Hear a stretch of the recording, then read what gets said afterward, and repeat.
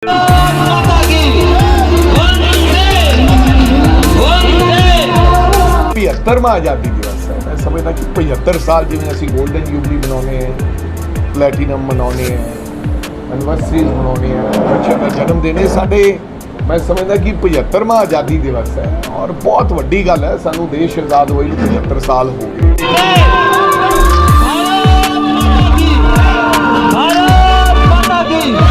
और नाल नाल आ जिहड़ा मगर डंडा दिता हुआ लोगों ने कहा जाता भी डंडा ਲਈ ਫਿਰਦੇ ने मगर घुमा रहे ने कि भाई BDPOs ਨੂੰ कह दिता गया भी म्यूनसिपल कारपोरेशन च कमेटियां ਨੂੰ कह दिता गया भी झंडे लाओ, सरपंचां तो पैसे लाओ तो फिर झंडा चाहिदा। ये सीगा कि जे तिरंगा यात्रा मैं कहना जी हर घर से झंडा लहराना है, सरकार को खुद इंतजाम करके देना चाहिए सी झंडे का।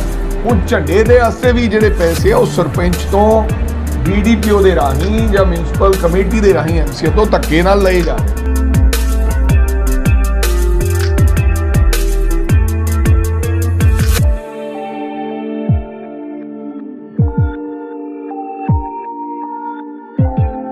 ਦੇਖੋ ਜੀ, ਜਿੱਥੋਂ ਤੱਕ ਤਿਰੰਗਾ ਯਾਤਰਾ ਦਾ ਸਵਾਲ ਹੈ, ਇਹ ਪੰਜਾਬ ਦੇ ਵਿੱਚ ਨਹੀਂ ਪੂਰੇ ਦੇਸ਼ ਭਰ ਦੇ ਵਿੱਚ ਕਾਂਗਰਸ ਪਾਰਟੀ ਦੇ ਪ੍ਰੋਗਰਾਮ ਦੇ ਮੁਤਾਬਕ ਅਸੀਂ ਪੂਰੇ ਦੇਸ਼ ਭਰ ਦੇ ਵਿੱਚ ਹਰ ਜ਼ਿਲ੍ਹੇ ਦੇ ਵਿੱਚ 75 ਕਿਲੋਮੀਟਰ ਦੀ ਯਾਤਰਾ ਕਰ ਰਹੇ ਹਾਂ। ਇਹਦਾ ਮਕਸਦ ਇਹ ਹੈ ਕਿ ਇਹ 75ਵਾਂ ਸਾਡਾ ਆਜ਼ਾਦੀ ਦਿਵਸ ਹੈ ਔਰ ਇਸ ਆਜ਼ਾਦੀ ਦੇ ਵਾਸਤੇ ਔਰ ਇਸ ਤਿਰੰਗੇ ਦੇ ਵਾਸਤੇ ਹਜ਼ਾਰਾਂ ਦੇਸ਼ ਵਾਸੀਆਂ ਨੇ ਆਪਣੀ ਜਾਨ ਦੀ ਕੁਰਬਾਨੀ ਕੀਤੀ ਹੈ, ਸੁਤੰਤਰਤਾ ਸੰਗਰਾਮੀਆਂ ਨੇ। ਸੋ ਉਹਨਾਂ ਦੀ ਯਾਦ ਦੇ ਵਿੱਚ ਅਸੀਂ 75ਵਾਂ ਇਹ ਆਜ਼ਾਦੀ ਦਿਵਸ ਮਨਾ ਰਹੇ ਹਾਂ, ਉਹਨਾਂ ਨੂੰ ਸ਼ਰਧਾ ਦੇ ਫੁੱਲ ਭੇਟ ਕਰ ਰਹੇ ਹਾਂ। ਔਰ ਨਾਲ ਹੀ ਨਾਲ ਇਹ ਕਾਂਗਰਸ ਪਾਰਟੀ ਨੇ ਮੈਂ ਸਮਝਦਾ ਕਿ ਦੇਸ਼ ਦੀ ਆਜ਼ਾਦੀ ਤੇ ਅਖੰਡਤਾ ਦੇ ਲਈ ਮੋਹਰੀ ਹੋ ਕੇ ਆਪਦਾ ਯੋਗਦਾਨ ਪਾਇਆ। ਕੱਲੀ ਇੱਕ ਪਾਰਟੀ ਸੀ ਜਦੋਂ ਦੇਸ਼ ਦੀ ਆਜ਼ਾਦੀ ਦੀ ਲੜਾਈ ਲੜਦੀ ਸੀ। ਸੋ ਇਸ ਕਰਕੇ ਅਸੀਂ ਇਹ ਤਿਰੰਗਾ ਯਾਤਰਾ ਹਰ ਦਿਲ ਮੇਂ ਹੈ ਤਿਰੰਗਾ ਦੇ ਨਾਮ ਦੇ ਨਾਲ ਪੂਰੇ ਪੰਜਾਬ ਭਰ ਵਿੱਚ ਸ਼ੁਰੂ ਕੀਤੀ ਹੈ। ਅਸੀਂ ਹਰ ਵਿਧਾਨ ਸਭਾ ਦੇ ਵਿੱਚ ਕਿਤੇ 7 ਕਿਲੋਮੀਟਰ, ਕਿਤੇ 8 ਕਿਲੋਮੀਟਰ, ਕਿਤੇ 15 ਕਿਲੋਮੀਟਰ ਦੇ ਹਿਸਾਬ ਨਾਲ ਲਗਭਗ ਸਾਡੀ 75 ਕਿਲੋਮੀਟਰ ਜਾਂ 80 ਕਿਲੋਮੀਟਰ ਦੀ ਯਾਤਰਾ ਜਿਹੜੀ ਉਹ ਇੱਕ ਜ਼ਿਲ੍ਹੇ 'ਚ ਰਹੇਗੀ। ਸੋ ਅੱਜ ਉਸੇ ਤਹਿਤ ਮੈਂ ਰੋਪੜ ਵਿਖੇ ਪਹੁੰਚਿਆ। ਅੱਜ 2 ਜਗ੍ਹਾ 'ਤੇ ਯਾਤਰਾ ਹੈਗੀ ਹੈ ਪੂਰੇ ਪੰਜਾਬ ਭਰ ਦੇ ਵਿੱਚ। ਕੱਲ੍ਹ ਵੀ ਸੀਗੀ ਯਾਤਰਾ ਕਿਉਂਕਿ ਰਾਖੀ ਦਾ ਦਿਨ ਸੀ, ਇੱਕ ਹੀ ਥਾਂ 'ਤੇ ਸੀ। ਵੈਸੇ ਪਹਿਲੇ ਦਿਨ ਸ਼ੁਰੂਆਤ ਕੀਤੀ ਸੀ ਅਸੀਂ ਖੇਮਕਰਨ ਤੋਂ, ਉਹਦੇ 25 ਜਗ੍ਹਾ 'ਤੇ ਸੀ। ਫਿਰ ਨੈਕਸਟ ਡੇ 35 ਜਗ੍ਹਾ 'ਤੇ ਸੀ। ਅੱਜ ਵੀ 20-25 ਥਾਵਾਂ 'ਤੇ ਹੈ ਜਿੱਥੇ ਪ੍ਰਗਟ ਸਿੰਘ, ਭਾਰਤ ਭੂਸ਼ਣ ਆਸ਼ੂ ਜੀ, ਸੰਦੀਪ ਸੰਧੂ ਜੀ, ਵੱਖ-ਵੱਖ ਸਾਡੇ ਲੀਡਰ ਸਾਹਿਬਾਨ, ਸੁਖਜਿੰਦਰ ਰੰਧਾਵਾ ਜੀ, ਬਾਜਵਾ ਸਾਹਿਬ ਹਰੀ ਪਹੁੰਚ ਕੇ ਇਹਨੂੰ ਐਡਰੈਸ ਕਰਨਗੇ ਤੇ ਪਹੁੰਚਣਗੇ। ਸੋ ਮੈਂ ਅੱਜ ਰੋਪੜ ਆਇਆ।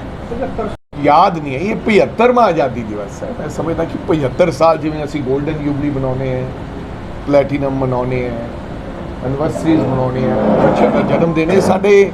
ਮੈਂ ਸਮਝਦਾ ਕਿ 75ਵਾਂ ਆਜ਼ਾਦੀ ਦਿਵਸ ਹੈ ਔਰ ਬਹੁਤ ਵੱਡੀ ਗੱਲ ਹੈ। ਸਾਨੂੰ ਦੇਸ਼ ਆਜ਼ਾਦ ਹੋਏ ਨੂੰ 75 ਸਾਲ ਹੋ ਗਏ ਔਰ ਇਹ ਜਿਹੜਾ ਤਿਰੰਗਾ ਹੈ ਕਿਸੇ ਵਿਅਕਤੀ ਵਿਸ਼ੇਸ਼ਤਾ ਨਹੀਂ ਹੈ, ਇਹ ਪੂਰੇ ਹਰ ਦੇਸ਼ ਵਾਸੀ ਦਾ ਹੈ ਜਿਹੜਾ ਇਸ ਸਰਜ਼ਮੀਨ 'ਤੇ ਰਹਿੰਦਾ ਹੈ, ਜਿਹੜਾ ਹਿੰਦੁਸਤਾਨ ਦੀ ਧਰਤੀ 'ਤੇ ਰਹਿੰਦਾ ਹੈ। ਪੂਰਾ ਹੱਕ ਹੈ ਇਸ ਤਿਰੰਗੇ 'ਤੇ, ਕਿਉਂਕਿ ਇਸ ਤਿਰੰਗਾ ਮੈਂ ਸਮਝਦਾ ਪਾਉਣ ਵਾਸਤੇ ਬੜੀਆਂ ਘਾਲਣੀਆਂ ਪਈਆਂ। ਜਿੱਥੋਂ ਤੱਕ ਤੁਸੀਂ BJP ਦਾ ਕਿਹਾ ਕਿ ਹਰ ਘਰ 'ਤੇ ਤਿਰੰਗਾ, ਸਾਨੂੰ ਇਸ ਗੱਲ ਦਾ ਕੋਈ ਇਤਰਾਜ਼ ਨਹੀਂ ਹੈ ਕਿ BJP ਹਰ ਘਰ 'ਤੇ ਤਿਰੰਗਾ ਲਹਿਰਾ ਰਹੀ ਹੈ, ਸਾਨੂੰ ਕੋਈ ਇਤਰਾਜ਼ ਨਹੀਂ। ਲੇਕਿਨ ਅਸੀਂ ਤਾਂ ਇਹ ਕਹਿਣਾ ਚਾਹੁੰਦੇ ਹਾਂ ਕਿ 52 ਸਾਲ RSS ਦੇ ਹੈੱਡਕੁਆਟਰ 'ਤੇ ਕਦੇ ਤਿਰੰਗਾ ਨਹੀਂ ਲਹਿਰਾਇਆ। 2002 'ਚ ਮਜਬੂਰਨ ਤੌਰ 'ਤੇ ਪਤਾ ਨਹੀਂ ਪਹਿਲੀ ਵਾਰੀ ਦੇਸ਼ ਦਾ ਤਿਰੰਗਾ ਜਿਹੜਾ ਸੀਗਾ ਉਹ RSS ਦੇ ਹੈੱਡਕੁਆਟਰ 'ਤੇ ਨਾਗਪੁਰ ਲਹਿਰਾਇਆ। 52 ਸਾਲ ਨਹੀਂ ਲਹਿਰਾਇਆ। ਸੋ ਅੱਜ ਵੀ ਮੈਂ ਸਮਝਦਾ ਕਿ ਜਿਨ੍ਹਾਂ ਲੋਕਾਂ ਨੇ ਦੇਸ਼ ਦੀ ਆਜ਼ਾਦੀ ਔਰ ਅਖੰਡਤਾ ਦੇ ਲਈ ਆਪਦਾ ਚੀਚੀ ਨਹੀਂ ਕਟਵਾਈ, ਉਹ ਲੋਕਾਂ ਨੂੰ ਦੇਸ਼ ਭਗਤੀ ਦਾ ਪਾਠ ਪੜ੍ਹਾ ਰਹੇ ਨੇ, ਖਾਸ ਕਰਕੇ ਕਾਂਗਰਸ ਨੂੰ ਪੜ੍ਹਾ ਰਹੇ। ਸੋ ਸਾਨੂੰ ਇਤਰਾਜ਼ ਨਹੀਂ ਹੈ, ਬੇਸ਼ੱਕ ਦੀ ਉਹ ਝੰਡਾ ਲਾਉਣ, ਲਹਿਰਾਉਣ, होर मुहिम चलाउण ਜਿਹੜੀ ਦੇਸ਼ ਦੇ ਲੋਕਾਂ ਨੂੰ ਚੰਗੀ ਲੱਗੇ, ਦੇਸ਼ ਵਾਸੀਆਂ ਨੂੰ ਚੰਗੀ ਲੱਗੇ। ਪਰ ਨਾਲ ਨਾਲ ਇਹ ਵੀ ਦੱਸਣਾ ਚਾਹੁੰਦੇ ਕਿ ਤੁਹਾਡੀ ਕੋਈ ਕੁਰਬਾਨੀ ਨਹੀਂ ਹੈ ਦੇਸ਼ ਪ੍ਰਤੀ, ਪਰ ਚਲੋ ਚੰਗੀ ਗੱਲ ਹੈ। ਔਰ ਨਾਲ ਆ ਜਿਹੜਾ ਮਗਰ ਡੰਡਾ ਦਿੱਤਾ ਹੋਇਆ ਲੋਕਾਂ ਦੇ ਕਿਹਾ ਵੀ ਜਾਂਦਾ ਵੀ ਡੰਡਾ ਲਈ ਫਿਰਦੇ ਨੇ, ਮਗਰ ਘੁਮਾ ਰਹੇ ਨੇ ਕਿ ਬਈ BDPOs ਨੂੰ ਕਹਿ ਦਿੱਤਾ ਗਿਆ ਵੀ ਮਿਊਨਿਸਪਲ ਕਾਰਪੋਰੇਸ਼ਨ 'ਚ ਕਮੇਟੀਆਂ ਨੂੰ ਕਹਿ ਦਿੱਤਾ ਗਿਆ ਵੀ ਝੰਡੇ ਲਾਓ, ਸਰਪੰਚਾਂ ਤੋਂ ਪੈਸੇ ਲਾਓ ਤੇ ਫਿਰ ਝੰਡਾ। ਚਾਹੀਦਾ ਇਹ ਸੀਗਾ ਕਿ ਜੇ ਤਿਰੰਗਾ ਯਾਤਰਾ ਮੈਂ ਕਹਿੰਦਾ ਜਿਹੜੀ ਹਰ ਘਰ 'ਤੇ ਝੰਡਾ ਲਹਿਰਾਉਣਾ ਹੈ, ਸਰਕਾਰ ਨੂੰ ਖੁਦ ਇੰਤਜ਼ਾਮ ਕਰਕੇ ਦੇਣਾ ਚਾਹੀਦਾ ਸੀ ਝੰਡੇ ਦਾ। ਹੁਣ ਝੰਡੇ ਦੇ ਵਾਸਤੇ ਵੀ ਜਿਹੜੇ ਪੈਸੇ ਆ ਉਹ ਸਰਪੰਚ ਤੋਂ, BDPO ਦੇ ਰਾਹੀਂ ਜਾਂ ਮਿਊਨਿਸਪਲ ਕਮੇਟੀ ਦੇ ਰਾਹੀਂ MCA ਤੋਂ ਧੱਕੇ ਨਾਲ ਲਏ ਜਾ ਰਹੇ ਨੇ। ਇਹ ਕੋਈ ਗੱਲ ਬਣੀ ਨਹੀਂ। ਅਸੀਂ ਹੁਣ ਤਿਰੰਗਾ ਯਾਤਰਾ ਕਰ ਰਹੇ ਹਾਂ, ਸੋ ਝੰਡੇ ਵੀ ਸਾਡੇ ਦਿਲ 'ਚ ਉਹ ਭਾਵਨਾ ਹੈਗੀ ਹੈ। ਉਹ ਝੰਡਾ ਮੈਂ ਲੈ ਕੇ ਆਵਾਂ ਜਾਂ ਬਰਿੰਦਰ ਜੀ ਲੈ ਕੇ ਆਉਣ ਜਾਂ ਸਾਡੇ ਵਰਕਰ ਲੈ ਕੇ ਆਉਣ, ਅਸੀਂ ਆਪਦੀ ਜੇਬ 'ਚੋਂ, ਕਿਉਂਕਿ ਜੇ ਸਾਨੂੰ ਦੇਸ਼ ਦੇ ਪ੍ਰਤੀ ਆਪ ਨੂੰ ਵਫਾਦਾਰੀ ਹੈ, ਪਿਆਰ ਹੈ। ਇੱਥੇ ਤੱਕ ਸਿਮਰਨਜੀਤ ਸਿੰਘ ਮਾਨ ਦਾ ਸਵਾਲ ਹੈ, ਜਾਣ-ਬੁੱਝ ਕੇ ਐਸੀ ਗੱਲ ਕਰਨੀ ਔਰ ਇਸ ਦਿਹਾੜੇ ਤੇ ਗੱਲ ਕਰਨੀ, ਇਹ ਕੋਈ ਮੈਂ ਸਮਝਦਾ ਕਿ ਜਿਨ੍ਹਾਂ ਲੋਕਾਂ ਨੇ ਕਨਸਟੀਟਿਊਸ਼ਨ ਦੀ ਸਹੁੰ ਖਾਧੀ ਹੋਵੇ ਉਹਨਾਂ ਵਾਸਤੇ ਕੋਈ ਬਹੁਤੀ ਚੰਗੀ ਗੱਲ ਨਹੀਂ ਹੈ। ਇਸ ਦੇਸ਼ ਦਾ ਜਿਹੜਾ ਹਰ ਵਿਅਕਤੀ ਹੈ, ਮੈਂ ਸਮਝਦਾ ਕਿ ਫੌਜੀ ਜਦੋਂ ਸ਼ਹੀਦ ਹੋ ਕੇ ਆਉਂਦਾ ਹੈ ਉਹ ਤਿਰੰਗੇ 'ਚ ਉਹਨੂੰ ਲਪੇਟ ਕੇ ਲਿਆਉਣੇ। ਐਸਾ ਕੋਈ ਵਿਅਕਤੀ ਨਹੀਂ ਹੈ ਪੰਜਾਬ 'ਚ ਜਾਂ ਦੇਸ਼ 'ਚ ਜਿਹੜਾ ਤਿਰੰਗੇ ਨੂੰ ਨਾ ਪਿਆਰ ਕਰਦਾ ਹੋਵੇ। ਔਰ ਜਿਹੜਾ ਤਿਰੰਗੇ ਨੂੰ ਪਿਆਰ ਨਹੀਂ ਕਰਦਾ ਉਹ ਮੈਨੂੰ ਲੱਗਦਾ ਕਿ ਉਹ ਦੇਸ਼ ਵਾਸੀ ਨਹੀਂ, ਉਹ ਦੇਸ਼ ਨੂੰ ਪਿਆਰ ਹੀ ਨਹੀਂ ਕਰਦਾ। ਜਿੱਥੋਂ ਤੱਕ ਕੇਸਰੀ ਝੰਡੇ ਦਾ ਸਵਾਲ, ਉਹ ਸਾਡਾ, ਅਸੀਂ ਉਸ ਝੰਡੇ ਦੇ ਵਿੱਚ, ਉਸ ਰੰਗ ਦੇ ਵਿੱਚ ਰੰਗੇ ਹੋਏ ਹਾਂ, ਉਸ ਰੰਗ ਦੇ ਵਿੱਚ ਅਸੀਂ ਜੰਮੇ ਪਲੇ ਹਾਂ, ਵੱਡੇ ਹੋਏ ਹਾਂ। ਉਹ ਸਾਡੇ ਗੁਰੂਆਂ ਦਾ ਰੰਗ ਹੈ। ਅਸੀਂ ਤਾਂ ਕਦੇ ਨਿਰਾਦਰ ਉਸ ਰੰਗ ਦਾ ਕੀਤਾ ਹੀ ਨਹੀਂ, ਉਹਨੂੰ ਤਾਂ ਹਮੇਸ਼ਾ ਸਲਾਮ ਹੈ। ਲੇਕਿਨ ਇਹ ਜਾਣ-ਬੁੱਝ ਕੇ ਲੋਕਾਂ ਦੇ ਮਨ ਦੇ ਵਿੱਚ ਤਾਰ ਪੀੜੋ ਕਰਨਾ ਜਾਂ ਐਸਾ ਇੱਕ ਵਿਪਤਾ ਪੈਦਾ ਕਰਨੀ ਵੀ ਤਿਰੰਗਾ ਲਹਿਰਾਉਣਾ ਹੈ ਕਿ ਕੇਸਰੀ ਲਹਿਰਾਉਣਾ ਹੈ, ਇਹ ਮੈਨੂੰ ਲੱਗਦਾ ਹੈ ਕਿ ਜਾਣ-ਬੁੱਝ ਕੇ ਸ਼ਰਾਰਤ ਕੀਤੀ ਜਾ ਰਹੀ ਹੈ। ਜਾਣ-ਬੁੱਝ ਕੇ ਸ਼ਰਾਰਤ ਕਿ ਲੋਕਾਂ ਨੂੰ ਆਪਸ ਵਿੱਚ ਤੋੜਨ ਦੀ ਸ਼ਰਾਰਤ। ਅਸੀਂ ਸਭ ਇਕੱਠੇ ਹਾਂ, ਕੇਸਰੀ ਵੀ ਸਾਡਾ ਹੈ ਤੇ ਤਿਰੰਗਾ ਵੀ ਸਾਡਾ ਹੈ, ਇਹ ਸਾਨੂੰ ਜਾਨ ਤੋਂ ਪਿਆਰੇ ਹੈ। ਸੋ ਮੈਨੂੰ ਲੱਗਦਾ ਕਿ ਇਹ ਕੇਸਰੀ ਦੀ ਗੱਲ ਪਹਿਲਾਂ ਕਰ ਲੈਂਦੇ, ਜਿੱਦੇ 75ਵਾਂ ਦਿਵਸ ਕੋਈ ਹੈਗਾ ਉਹਦੇ ਜਾਣ-ਬੁੱਝ ਕੇ ਗੱਲ ਕਰਨੀ। ਪਰ ਸਾਨੂੰ ਕੋਈ ਇਤਰਾਜ਼ ਨਹੀਂ, ਤਿਰੰਗਾ ਵੀ ਲਹਿਰਾਉਣ ਜਿਹਨੇ ਲਹਿਰਾਉਣਾ ਹੈ, ਜਿਹਨੇ ਕੇਸਰੀ ਲਹਿਰਾਉਣਾ ਉਹ ਕੇਸਰੀ ਵੀ ਲਹਿਰਾਉਣਾ। ਅੱਛਾ, ਮਾਈਨਿੰਗ ਪਾਲਿਸੀ ਸੋਧ ਕੀਤੀ ਗਈ ਹੈ ਭਾਈ ਜੀ, ਉਹ ਤਾਂ ਉਹਨਾਂ ਨੇ ਕਿਹਾ ਹੀ ਸੀਗਾ ਕਿ ਅਸੀਂ 20,000 ਕਰੋੜ ਰੁਪਇਆ ਰੇਤੇ ਚੋਂ, ਮਾਈਨਿੰਗ ਚੋਂ ਅਸੀਂ ਰੈਵਨਿਊ ਜਨਰੇਟ ਕਰਾਂਗੇ, ਜਿਹਦੇ ਰਾਹੀਂ ਜਦੋਂ ਤੁਹਾਡੇ ਵਰਗੇ ਸਾਥੀਆਂ ਨੇ ਪੁੱਛਿਆ ਕਿ ਇਹ ਗਰੰਟੀਆਂ ਕਿੱਥੋਂ ਪੂਰੀਆਂ ਕਰੋਗੇ, ਤਾਂ ਉਹਨਾਂ ਨੇ ਕਿਹਾ ਗਰੰਟੀਆਂ ਵਾਸਤੇ ਸਾਡੇ ਕੋਲ 20,000 ਕਰੋੜ ਰੁਪਏ ਦਾ ਅਸੀਂ ਮਾਈਨਿੰਗ ਤੋਂ ਲਿਆਵਾਂਗੇ। ਅਸੀਂ ਜਿਹੜਾ ਰੇਤਾ ਸਾਡੀ ਪਾਲਿਸੀ ਨੂੰ ਮਾੜਾ ਕਹਿੰਦੇ ਸੀ, ਉਹ 5 ਰੁਪਏ ਉੱਥੇ ਪਿੱਠ ਤੇ ਅਸੀਂ ਦਿੰਦੇ ਸੀ, ਉਹਨਾਂ ਨੇ ਹੁਣ ਪੁਰਾਣਾ 9 ਰੁਪਏ 20 ਪੈਸੇ ਕਰਤਾ ਮੇਰਾ ਖਿਆਲ। ਸੋ ਅੱਜ ਰੇਤਾ ਮੇਰਾ ਖਿਆਲ 3 ਗੁਣਾ ਜ਼ਿਆਦਾ ਮਹਿੰਗਾ ਹੈ। ਜਿੱਥੋਂ ਤੱਕ ਰੈਵਨਿਊ ਦੀ ਗੱਲ ਹੈ, ਹੁਣ ਮੈਂ ਅੱਜ ਕਹਾਂ ਕੋਈ ਗੱਲ ਚੰਗੀ ਨਹੀਂ ਲੱਗਦੀ, ਨਾਈਆ ਤੇਰੇ ਵਾਲ ਕਿੱਡੇ ਕਿੱਡੇ ਆ, ਉਹ ਕਹਿੰਦੇ ਸਾਹਮਣੇ ਆ ਜਾਣਗੇ 10 ਮਿੰਟ ਖੜ, ਇਹ ਲੋਕਾਂ ਨੂੰ ਪਤਾ ਲੱਗ ਜਾਏਗਾ ਕਿ ਕੀ ਹਾਲਾਤ ਨੇ। ਕਿਸੇ ਪ੍ਰਕਾਰ ਦਾ ਕੋਈ ਰੈਵਨਿਊ ਆਉਣਾ ਨਹੀਂ ਹੈ। ਇਹ ਜਿਹੜੇ ਲੋਕ ਸਾਨੂੰ ਇਹ ਗੱਲ ਕਹਿੰਦੇ ਸੀ, ਹੁਣ ਇਹਨਾਂ ਦਾ ਪਤਾ ਲੱਗ ਜਾਏਗਾ ਕਿ ਕਿੰਨਾ ਇਹ ਰੈਵਨਿਊ ਸੈਂਡ ਮਾਈਨਿੰਗ ਦੇ ਵਿੱਚੋਂ ਇਹ ਪ੍ਰਾਪਤ ਕਰਦੇ। ਰੋਜ਼ਾਨਾ ਮਾਈਨਿੰਗ, ਉਹੀ ਰੋਜ਼ ਖਬਰਾਂ ਤੁਸੀਂ ਲਾ ਰਹੇ ਹੋ, ਮੈਂ ਤਾਂ ਕਹਿ ਨਹੀਂ ਰਿਹਾ, ਰੋਜ਼ ਅਖਬਾਰਾਂ 'ਚ ਆ ਰਹੀਆਂ ਕਿ ਹੁਣ ਵੀ ਨਜਾਇਜ਼ ਮਾਈਨਿੰਗ ਚੱਲ ਰਹੀ।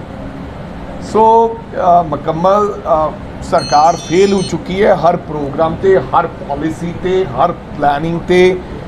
ਕੋਈ ਉਹਨਾਂ ਕੋਲੇ ਵਿਉਂਤਬੰਦੀ ਹੈ ਨਹੀਂ, ਕੋਈ ਉਹਨਾਂ ਕੋਲ ਸਿਸਟਮ ਹੈ ਨਹੀਂ ਕਿ ਕਿੱਦਾਂ ਚਲਾਉਣਾ ਹੈ। ਆਪਣੀ ਗੱਲ ਦੇ ਵਿੱਚ ਹੀ ਆਪ ਸਰਕਾਰ ਘਿਰ ਜਾਂਦੀ ਹੈ, ਫਿਰ ਹਮੇਸ਼ਾ 4 ਕੁ ਦਿਨਾਂ ਬਾਅਦ ਯੂ ਟਰਨ ਲੈ ਲੈਂਦੀ ਹੈ। ਸੋ ਇਹ ਨਹੀਂ ਕਰਨਾ ਚਾਹੀਦਾ ਸੀ। ਮੈਨੂੰ ਲੱਗਦਾ ਇਸ ਗੱਲ ਨਾਲ ਹੋਰ ਸਾਡੇ ਲੋਕਾਂ ਤੇ ਬੋਝ ਪਏਗਾ। ਸਟੈਂਪ ਡਿਊਟੀ ਤੇ ਲਾਤਾ ਹਰੇਕ ਦਾ, ਹਰ ਇੱਕ ਜ਼ਿਮੀਂਦਾਰ ਦਾ, ਕਿਸਾਨ ਦਾ। ਪ੍ਰਾਪਰਟੀ ਵਾਲੇ ਲੋਕ ਚੀਕਾਂ ਮਾਰ ਰਹੇ ਨੇ, ਰਜਿਸਟਰੀ ਨਹੀਂ ਕਰਾ ਸਕਦੇ। ਸਟੈਂਪ ਡਿਊਟੀ ਇੰਨੀ ਵਧਾ ਦਿੱਤੀ ਹੈ, ਜੇ ਇੱਦਾਂ ਰੈਵਨਿਊ ਇਕੱਠਾ ਕਰਨਾ ਹੈ ਤੇ ਫਿਰ ਜੱਜੀਆਂ ਲਾ ਕੇ ਲੋਕਾਂ ਨੂੰ ਰੈਵਨਿਊ ਇਕੱਠਾ ਕਰਨਾ ਤਾਂ ਜੋ ਮਰਜ਼ੀ ਕਰ ਲਓ। ਸੋ ਜਿਸ ਤਰ੍ਹਾਂ ਨਾਲ ਇਹ ਸਰਕਾਰ ਆਈ ਸੀ ਵੱਡੇ ਵੱਡੇ ਵਾਅਦੇ ਕਰਕੇ ਕਿ ਕਿਸੇ ਪ੍ਰਕਾਰ ਦਾ ਕੋਈ ਟੈਕਸ ਨਹੀਂ ਲਾਇਆ ਜਾਏਗਾ, ਲੋਕਾਂ ਦੇ ਘਰਾਂ 'ਚ ਤੁਰੇ ਫਿਰਦੇ, GST ਦੇ ਛਾਪੇ ਮਾਰੇ ਜਾਂਦੇ ਆ, ਲੋਕ ਫੈਕਟਰੀਆਂ 'ਚ ਵੜੇ ਫਿਰਦੇ ਨੇ। ਸੋ ਇਸ ਤਰ੍ਹਾਂ ਦਾ ਰੈਵਨਿਊ ਜਨਰੇਟ ਨਹੀਂ ਕਰਨ ਵਾਸਤੇ ਕਿਹਾ ਸੀ ਕਿਸੇ ਨੇ। ਸੋ ਇਹਨਾਂ ਦਾ ਮਕਸਦ ਹੈ, ਕਿਉਂਕਿ ਸਰਕਾਰ ਹਰ ਫਰੰਟ ਤੇ ਫੇਲ ਹੋ ਰਹੀ ਹੈ। ਇਹਨਾਂ ਕੋਲੇ ਗਰੰਟੀਆਂ ਜਿਹੜੀਆਂ ਇਹਨਾਂ ਨੇ ਕੀਤੀਆਂ ਸੀ ਉਹਦੇ ਵਾਸਤੇ ਕੋਈ ਮੁਕੰਮਲ ਵਿਉਂਤਬੰਦੀ ਹੈ ਨਹੀਂ, ਪੈਸਾ ਨਹੀਂ। ਉਹ ਗੁਜਰਾਤ 'ਚ ਜਾ ਕੇ ਕਹੀ ਜਾਂਦਾ ਹੈ, ਕੇਜਰੀਵਾਲ ਸਾਹਿਬ ਨੇ ਗੁਜਰਾਤ 'ਚ ਜਾ ਕੇ ਕਹਿਤਾ ਮੈਂ 1000 रुपया दूंगा अपनी बहनों को। ਇੱਥੇ ਤਾਂ ਆਪਣੀਆਂ ਭੈਣਾਂ ਨੂੰ ਦਿੱਤਾ ਨਹੀਂ। ਇੱਥੇ ਉਹ ਟੈਂਕੀ ਵਾਲੀ ਇੱਕ ਭੈਣ ਬਣਾਈ ਸੀ ਵਿਚਾਰੀ, ਕੁੜੀ ਜਿਹੜੀ ਉੱਪਰ ਚੜੀ ਸੀ ਛੱਤ ਤੇ, ਉਹਨੇ ਕਿਹਾ ਸੀ ਮੇਰੀ ਬਹਿਨ ਜਬ ਸਰਕਾਰ ਆ ਜਾਏਗੀ ਤੇਰੇ ਕੋ ਪੱਕਾ ਕਰ ਦੂੰਗਾ। ਉਹ ਚੀਕਾਂ ਮਾਰਦੇ ਫਿਰਦੇ। ਪਹਿਲੀ ਸਰਕਾਰ ਮੈਂ ਵੇਖੀ ਹੈ ਜਿਹੜੀ ਇਸ ਤਰ੍ਹਾਂ ਦੀਆਂ ਵਿਉਂਤਬੰਦੀਆਂ ਹੁਣੇ ਤੋਂ ਵੀ ਫਲਾਣੇ ਤੇ ਜਜੀਆ ਲਾਤਾ, ਫਲਾਣੇ ਤੇ ਲਾਤੇ। ਹੁਣ ਇਹਨਾਂ ਨੂੰ ਲੱਗਦਾ ਕਿ ਟੈਕਸ ਲਾ ਕੇ ਲੋਕਾਂ ਦਾ ਸਾਹ ਬੰਦ ਕਰਕੇ ਕਿਵੇਂ ਨਾ ਕਿਵੇਂ ਰੈਵਨਿਊ ਅਸੀਂ ਇਕੱਠਾ ਕਰੀਏ, ਤੇ ਰੈਵਨਿਊ ਇਕੱਠਾ ਕਰਕੇ ਫਿਰ ਅਸੀਂ ਜਿਹੜੀਆਂ ਆਪਦੀਆਂ ਗਰੰਟੀਆਂ ਉਹ ਪੂਰੀਆਂ ਕਰੀਏ। ਪਰ ਉਹ ਪੂਰੀਆਂ ਹੋਣੀਆਂ ਨਹੀਂ। ਸ਼ਰਾਬ ਕਹਿੰਦੇ ਸੀ ਸਸਤੀ ਕਰ ਦਿਆਂਗੇ, ਹੋ ਗਈ ਸ਼ਰਾਬ ਸਸਤੀ। ਉਹ ਦਿੱਲੀ 'ਚ ਤਾਂ ਜੱਬ ਪੈ ਗਿਆ ਸਾਰਾ ਉਸ ਪਾਲਿਸੀ ਦਾ, ਉਹ ਪੁਰਾਣੀ ਤੇ ਆ ਗਏ। ਨਾਲੇ ਰੈਵਨਿਊ ਘੱਟ ਹੋਇਆ। ਇੱਥੇ ਵੀ ਇਹ ਕਿਹਾ ਵੀ 6600-7200 ਕਰੋੜ ਰੁਪਏ ਤੋਂ ਅਸੀਂ 9600 ਕਰੋੜ ਰੁਪਇਆ ਕਰਦੇ ਹਾਂ। ਸੋ ਇਹ ਤੁਸੀਂ, ਮੈਂ ਤੁਹਾਨੂੰ ਕਹਿ ਰਿਹਾ ਕਿ ਸਰਕਾਰ ਕੌਣ ਚਲਾ ਰਿਹਾ ਹੈ, ਪਾਲਿਸੀ ਕੌਣ ਬਣਾ ਰਿਹਾ ਹੈ, ਕੌਣ ਉਹਨੂੰ ਲਾਗੂ ਕਰ ਰਿਹਾ ਹੈ। ਆਫਿਸਰਾਂ 'ਚ ਹੀ ਅਜੇ ਪੰਬਲ ਪੂਸਾ, ਉਹਨਾਂ ਨੂੰ ਪਤਾ ਹੀ ਨਹੀਂ ਲੱਗਦਾ ਵੀ ਕੌਣ ਫੈਸਲਾ ਕਰੇ। ਸੋ ਮੈਨੂੰ ਲੱਗਦਾ ਕਿ ਇਹਦੇ ਨਾਲ ਜਿਹੜਾ ਪੰਜਾਬ ਆ ਹੋਰ ਥੱਲੇ ਨੂੰ ਚਲਾ ਰਿਹਾ। ਬਦਲਾਖੋਰੀ ਦੀ ਨੀਤੀ ਨਾਲ ਪੂਰੀ ਸਰਕਾਰ ਜਿਹੜੀ ਚੱਲ ਰਹੀ, ਜਿਸ ਤਰ੍ਹਾਂ ਦੇ ਨਾਲ ਸਿਆਸੀ ਜਿਹੜੇ ਤੁਹਾਡੀ ਪਾਰਟੀ ਦੇ ਖਾਸ ਤੌਰ ਦੇ ਉੱਤੇ ਲੀਡਰ ਨੇ, ਉਹਨਾਂ ਨੂੰ ਨਿਤ ਦਿਨ ਟਾਰਗੇਟ ਕੀਤਾ ਜਾ ਰਿਹਾ। ਸਾਡੇ ਤੇ ਤਾਂ ਜੋ ਮਰਜ਼ੀ ਕਰ ਲੈਣ, ਸਾਡੇ ਵਾਲਿਆਂ ਨੇ ਤਾਂ ਮਨ ਬਣਾ ਲਿਆ ਵੀ ਕੋਈ ਫਰਕ ਨਹੀਂ ਪੈਂਦਾ। 2-2.5 ਮਹੀਨੇ ਅੰਦਰ ਜੇ ਕਿਸੇ ਨੂੰ ਜਾਣਾ ਪਏਗਾ ਤਾਂ ਜਾਣਗੇ, ਪਰ ਲੜਾਈ ਲੜਾਂਗੇ ਅਸੀਂ ਠੋਕ, ਫਿਰ ਪਤਾ ਲੱਗੇਗਾ ਕੀ ਹੁੰਦਾ। ਇੱਦਾਂ ਕਿਸੇ ਨੂੰ ਤੁਸੀਂ 2.5 ਮਹੀਨੇ ਅੰਦਰ ਕਰਕੇ ਜਾਂ 3 ਮਹੀਨੇ ਅੰਦਰ ਕਰਕੇ, ਪਤਾ ਤਾਂ ਉਦੋਂ ਲੱਗਣਾ ਜਦੋਂ ਇਹ ਐਂਡ ਰਿਜ਼ਲਟ ਦੇ ਵਿੱਚ ਗਿਆ। ਹੋ ਸਕਦਾ ਹੈ ਜਿਹੜੇ ਬੰਦੇ ਨੂੰ ਅੰਦਰ ਦਿੱਤਾ ਹੋਇਆ ਉਹ ਬਾਏ ਇੱਜ਼ਤ ਬਰੀ ਹੋ ਕੇ ਹੋਣ। ਇਹਨਾਂ ਨੇ ਆਪਦਾ ਮੰਤਰੀ ਵੀ ਦਿੱਤਾ ਸੀ ਅੰਦਰ, ਉਹ ਆ ਗਿਆ ਅੱਜ ਬਾਹਰ, ਤੇ ਤੁਹਾਨੂੰ ਪਤਾ ਲੱਗ ਜਾਏਗਾ ਔਰ ਫੈਸਲਾ ਹੋ ਜਾਏਗਾ ਕਿ ਕੀ ਕਹਿੰਦਾ ਕਾਨੂੰਨ ਆਉਣ ਵਾਲੇ ਸਮੇਂ 'ਚ। ਐਵੇਂ ਕਿਸੇ ਨੂੰ ਫੜ ਕੇ ਫਲਾਣੇ ਤੇ ਇਲਜ਼ਾਮ ਲਾ ਕੇ ਤੁਸੀਂ ਉਹਨੂੰ ਕਿਸੇ ਗਲਤ ਤਰੀਕੇ ਨਾਲ ਅੰਦਰ ਕਰ ਦਿਓ, ਇਹ ਕੋਈ ਬਹੁਤੀ ਚੰਗੀ ਗੱਲ ਨਹੀਂ। ਇਹ ਕੇਵਲ ਤੇ ਕੇਵਲ ਡਾਈਵਰਟ ਕਰਨ ਵਾਸਤੇ। ਇਹ ਜਿਹੜੀ ਇਹਨਾਂ ਦੀ ਰਾਜਨੀਤੀ ਹੈ ਉਹ ਬਹੁਤੀ ਕੋਈ ਵਧੀਆ ਨਹੀਂ ਆ। ਡਾਕਟਰ ਰਾਜ ਬਹਾਦਰ ਜੀ VC ਸਾਹਿਬ ਨੂੰ ਮੈਂ ਕਿਹਾ ਸੀ ਕਿ ਮਾਫੀ ਮੰਗਣੀ ਚਾਹੀਦੀ, ਤੁਸੀਂ ਨਿਰਾਦਰ ਕੀਤਾ ਉਸ ਵਿਅਕਤੀ ਦਾ।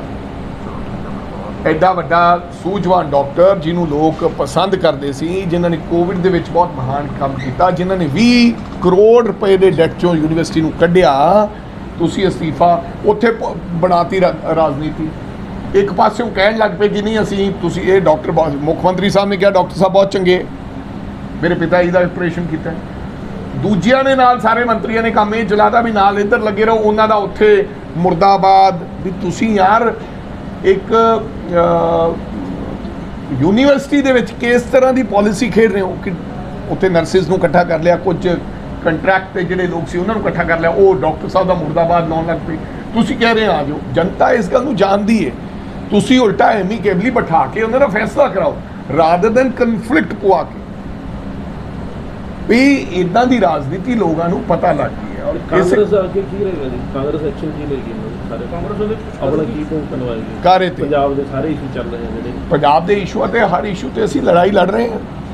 ਜਿੱਥੇ ਸਾਨੂੰ ਲੋੜ ਪਏਗੀ ਕਿਸੇ ਨਾਲ ਖੜਨ ਦੀ, ਜਦੋਜਹਿਦ ਕਰਨ ਦੀ, ਉਹ ਅਸੀਂ ਲੜਾਈ ਲੜਾਂਗੇ। ਕੱਲ੍ਹ ਵੀ ਦੇਖ ਲਓ ਕੰਮ, ਤਾਕਤ ਦੇ ਨਸ਼ੇ 'ਚ ਸਪੀਕਰ ਸਾਹਿਬ ਦੇ ਸਿਕਿਉਰਿਟੀ ਵਾਲੇ ਨੇ ਟਰੱਕ ਵਾਲਾ ਬੰਦਾ ਹੀ ਕੁੱਟਤਾ ਯਾਰ। ਤੇ ਸਾਨੂੰ ਕਹਿੰਦੇ ਹੁੰਦੇ ਸੀ VIP ਕਲਚਰ।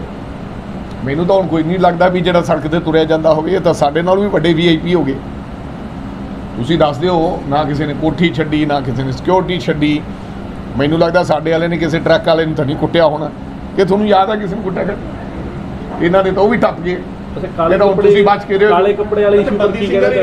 ਕਾਲੇ ਕੱਪੜੇ ਮਤਲਬ ਕਾਂਗਰਸ ਕੀ ਚਲਿਏ ਅੱਗੇ ਸਾਡਾ I think it's a law of land. ਕਾਨੂੰਨ ਆਪਦਾ ਜਿਹੜਾ ਵੀ ਕਾਨੂੰਨ ਆਪਦਾ ਕੰਮ ਕਰੇ, ਬਟ ਸਾਨੂੰ ਕੋਈ ਕਿਸੇ ਤੇ ਇਸ ਗੱਲ ਦਾ ਗਿਲਾ ਨਹੀਂ ਹੈ। ਅਗਰ ਕਿਸੇ ਨੇ ਆਪਦੀ